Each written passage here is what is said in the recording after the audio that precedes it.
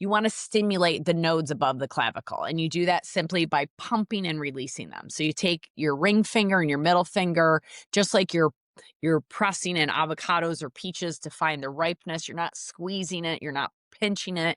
You're just pumping and releasing above the clavicle in a circular way, 3 or 4 pumps.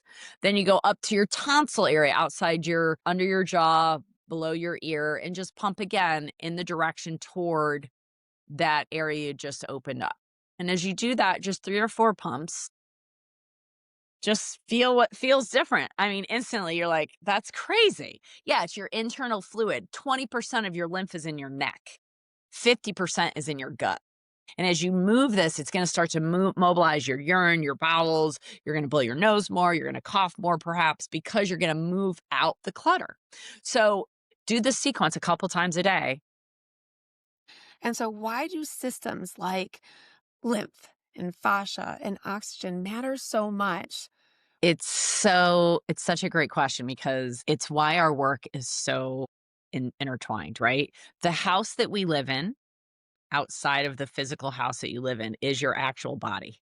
That's the vessel, your house. And the majority of that house by material is your fascia and your lymph. But I can almost guarantee you that most people listening to this do not know what the lymphatic system is, or maybe they've heard the word, maybe, or the fascia, what that really is. And I find that the lymphatic system is the most underrated, misunderstood, and yet the largest part of your body. So it's the fascia is the fabric that actually holds our shape and puts it all together. So that's kind of like the structure of your house, and and the lymph is like the floors and the walls and the ceilings. It's the majority of your of your house, right? And people want to attend to the furniture, which for me is the blood work. And I'm like, yeah, but the furniture changes dependent upon your house. If your house is dirty and dusty, the furniture is going to be dirty and dusty. And so looking at the fascia and lymphatic systems, and if I have a chance to work in a system that makes an impact on 10% versus work on a system that makes an impact on 90% of the system, which one makes more sense?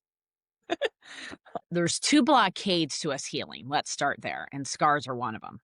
So the body is its default program, if you will, is to heal. I know I gave you a lot of download of information in the first 5 minutes. Let's all take a breath together right now, right? Let's just do that. Take a breath in through your nose and go ahead and exhale. Do you know that that's a technology you just applied?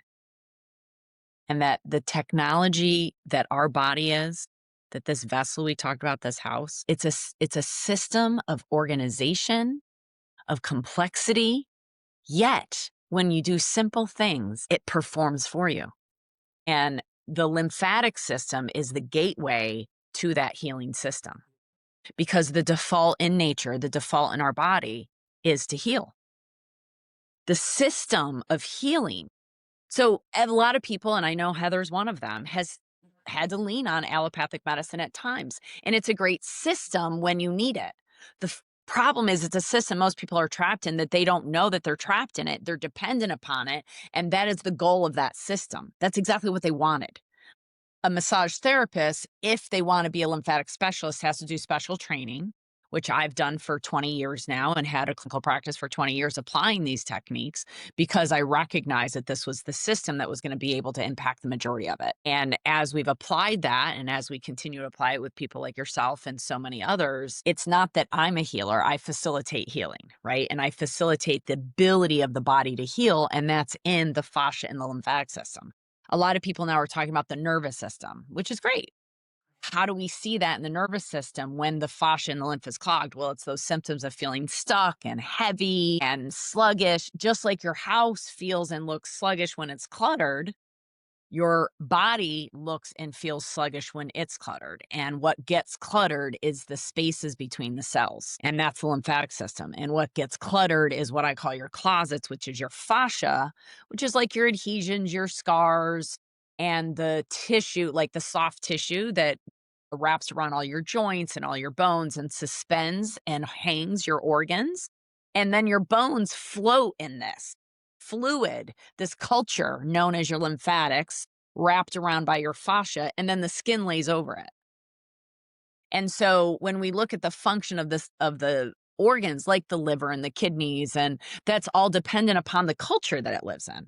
So again, we work on the 90% that's going to affect then the 10%, which is the organs and the cells, to then create and manifest wellness and space and healing, or it's going to create chaos because there's so much stuff in the spaces around the cells. And so it's missignaling the cells, and therefore the cells and the organs don't function appropriately because they're not getting the right information. It would just be like walking in your house and being like, oh, I'm looking for my water bottle.